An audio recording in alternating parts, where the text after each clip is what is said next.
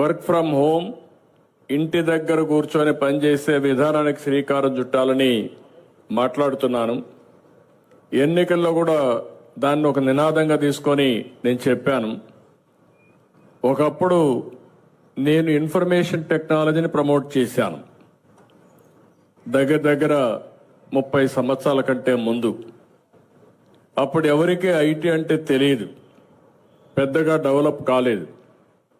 ఆ రోజు bill gates ఏం చేశారంటే అమెరికా నుంచి ఇంటర్నెట్ని ఇన్నోవేట్ చేశాడు.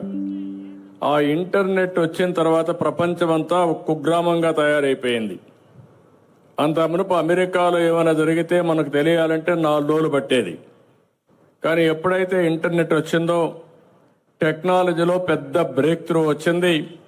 ఇన్ఫర్మేషన్ టెక్నాలజీకి భవిష్యత్తు ఉందనే ఉద్దేశంతో నేను ఆ రోజు నుంచే శ్రద్ధ పెట్టాను.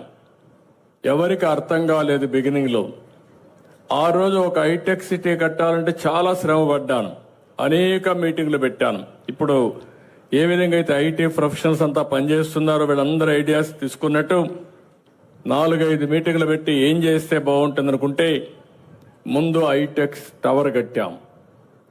ఆ హైటెక్ టవర్ కట్టిన తర్వాత ఇలాంటి పిల్లలందరూ చూసిన తర్వాత మేము కూడా ఐటీ చదువుకోవాలి, ఐటీ ఉద్యోగం చేయాలనే ఆశ పుట్టింది.